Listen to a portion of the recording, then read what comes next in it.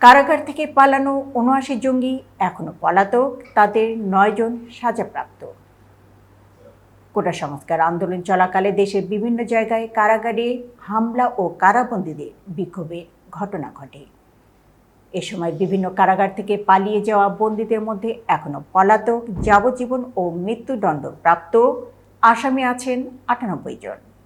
পলাতক বন্দীদের মধ্যে জঙ্গি সম্পৃক্ততার অভিযোগে গ্রেপ্তার ৭৯ জন আছেন। এর মধ্যে সাজাপ্রাপ্ত জঙ্গি আছেন ৯ জন। মঙ্গলবার পুরান ঢাকার বকশীবাজারে অবস্থিত কারা অধিদপ্তরের মিলনায়তনে গণমাধ্যম কর্মীদের সঙ্গে মতবিনিময় সভায় কারা পরিদর্শক ব্রিগেডিয়ার জেনারেল সৈয়দ মোহাম্মদ মোতাহের হোসেন এসব তথ্য জানান। তিনি বলেন, অস্থিরতার ওই সময় ৮টি কারাগার থেকে অস্ত্র লুট হয়েছিল ৯৪টি। এর মধ্যে ৬৫টি উদ্ধার করা হয়েছে।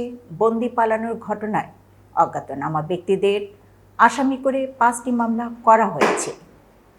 ব্রিগেডিয়ার জেনারেল মোতাহের হোসেন জানান, বৈষম্য বিরোধী ছাত্র আন্দোলনের সময় ৬২২ মামলায় ১৫,০০০ ব্যক্তি গ্রেপ্তার হন। তারা শেখ হাসিনা সরকারের পতনের পর কারাগার থেকে মুক্তি পান। বর্তমান সরকার ওই ৬২২ মামলার প্রত্যাহার করেছেন। এছাড়া ছাত্র জনতার অভ্যুত্থানে গত ৫ আগস্ট শেখ হাসিনা সরকারের পতনের পর আলোচিত ৪৩ মামলার আসামি ও শীর্ষ সন্ত্রাসী জামিনে মুক্ত হয়েছেন। কারা অধিদপ্তর ও কারাগারগুলোতে কর্মকর্তা কর্মচারীদের মধ্যে সংস্কার শুরু হয়েছে জানিয়ে কারা মহাপরিদর্শক বলেন, সৎ, দক্ষ ও যোগ্য কর্মকর্তা কর্মচারীদের এখন পদায়ন করা হচ্ছে। তাদের প্রশিক্ষণ দেওয়ার পদক্ষেপ নেওয়া হয়েছে। যারা ঘুরে ফিরে একই কর্মস্থলে ছিলেন তাদের সরিয়ে দেওয়া হয়েছে।